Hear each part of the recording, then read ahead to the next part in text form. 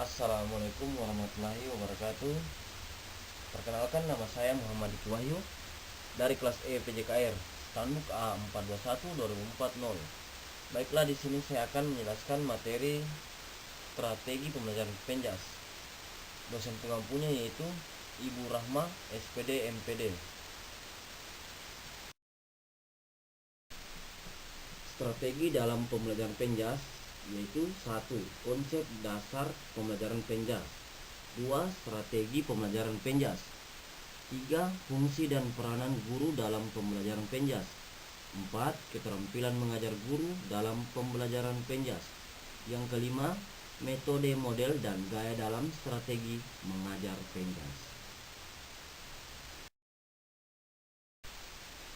Pendidikan jasmani. Pendidikan jasmani adalah suatu proses pembelajaran melalui aktivitas jasmani yang didesain untuk meningkatkan kebugaran jasmani, mengembangkan keterampilan motorik, pengetahuan dan perilaku hidup sehat dan aktif, sikap sportif, dan kecerdasan emosi. Lingkungan belajar diatur secara seksama untuk meningkatkan pertumbuhan dan perkembangan seluruh ranah jasmani, psikomotor, kognitif, dan afektif setiap siswa. Fungsi dan tujuan pendidikan jasmani yaitu ada 5 fungsi. Yang pertama, fungsi pendidikan jasmani dan kesehatan yang mengutamakan aktivitas jasmani dan pembiasaan hidup sehat yang menjadi penunjang pertumbuhan dan pengembangan siswa. Memiliki fungsi pembelajaran pada. Yang kedua, aspek organik, perkembangan struktur dan fungsi tubuh. Yang ketiga, aspek neuromuskuler dan psikomotor, keterampilan gerak.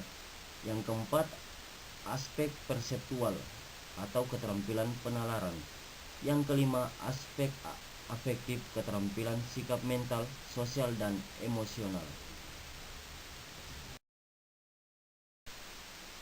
Pengertian strategi pembelajaran Penjas.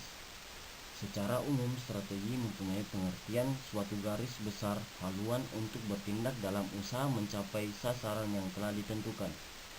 Sedangkan belajar adalah bentuk aktivitas manusia yang dilakukan sejak lahir sampai meninggal dunia atau suatu yang perubahan pada kepribadian yang dinyatakan pengusahaan respin atau sambutan. Tingkah laku yang baru yang berupa perubahan keterampilan, sikap, kebiasaan, kesanggupan, dan pemaksaan. Sedangkan mengajar adalah suatu pembuatan dapat dikatakan tindakan mengajar bila tindakan itu didasarkan atas suatu perencanaan yang matang dan teliti.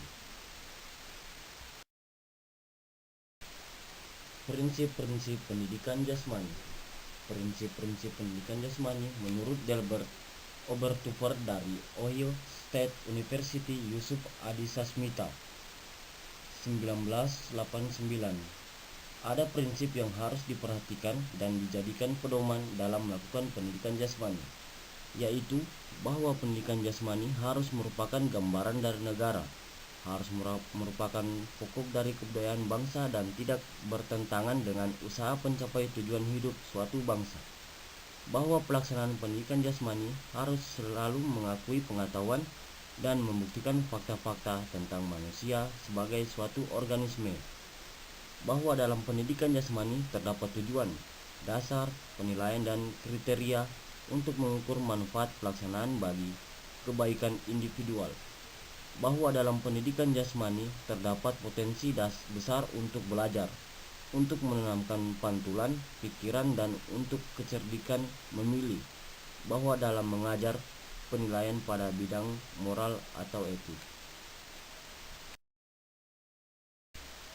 Komponen strategi pembelajaran. Komponen pembelajaran adalah kumpulan dari beberapa item yang saling berhubungan satu sama lain yang merupakan hal penting dalam proses belajar mengajar. Di dalam pembelajaran terdapat komponen-komponen pembelajaran, yaitu kurikulum, guru, siswa, metode, materi, alat pembelajaran dan evaluasi. Dick dan Carey 1996 menyatakan bahwa ada 5 komponen, yaitu sebagai berikut. Pembelajaran pendahuluan. Kegiatan pembelajaran pendahuluan guru diharapkan dapat menarik 1. Partisipasi peserta didik. 2. Tes. 3. Kegiatan lanjutan. 4. Prinsip strategi pembelajaran. Pengertian pendidikan jasmani. Pendidikan jasmani merupakan bagian yang tidak terpisahkan dari pendidikan pada umumnya, yang mempengaruhi potensi peserta didik dalam hal kognitif, afektif, dan psikomotor melalui aktivitas jasmani. Melalui aktivitas jasmani, anak akan memperoleh berbagai macam pengalaman yang berharga untuk kehidupan seperti kecerdasan, emosi, perhatian, kerjasama, keterampilan, dan lain-lainnya. Aktivitas jasmani untuk pendidikan jasmani ini dapat melalui olahraga atau non-olahraga. Tujuan pendidikan jasmani yaitu ada 9 tujuan.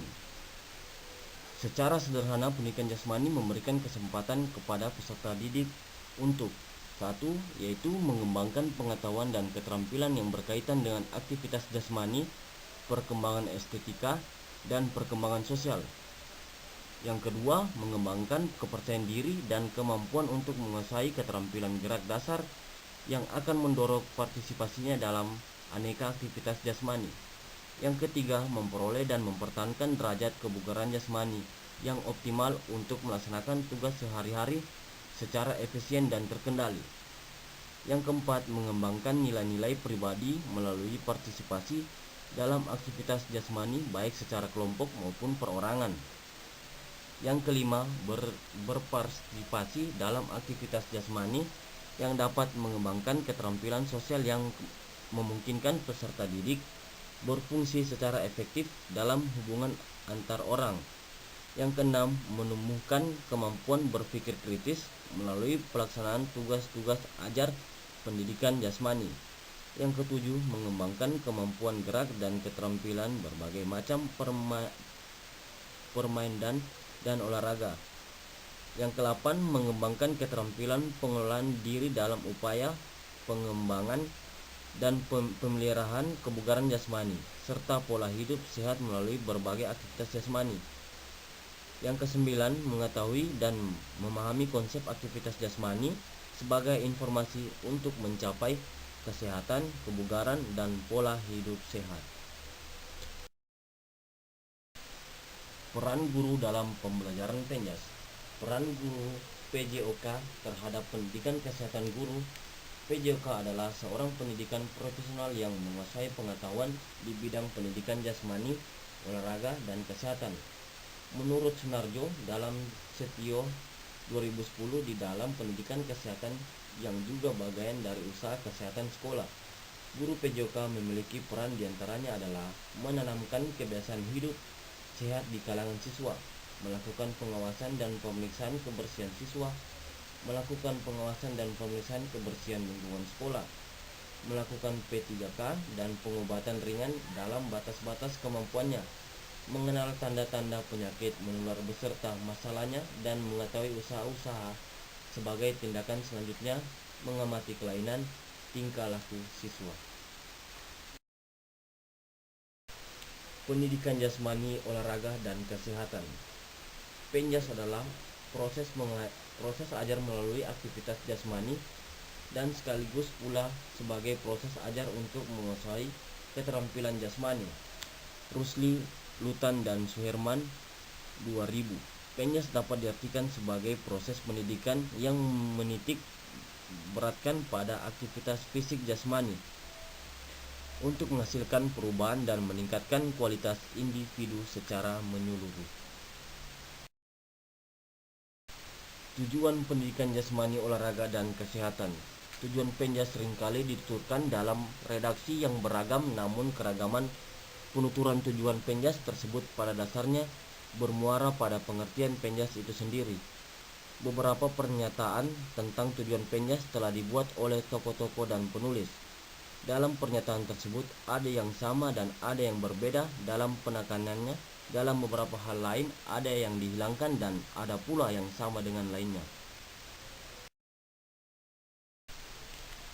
Pemilihan metode dalam pembelajaran penjas orkes. Metode dapat diartikan benar-benar sebagai metode, tetapi dapat pula diartikan sebagai model atau pendekatan pembelajaran bergantung pada karakteristik pendekatan atau strategi yang dipilih. Organisasi belajar atau organisasi pembelajaran adalah suatu konsep di mana organisasi dianggap mampu untuk terus-menerus melakukan proses pembelajaran mandiri atau self-learning, sehingga organisasi tersebut memiliki kecepatan berpikir dan bertindak dalam merespon beragam perubahan yang muncul.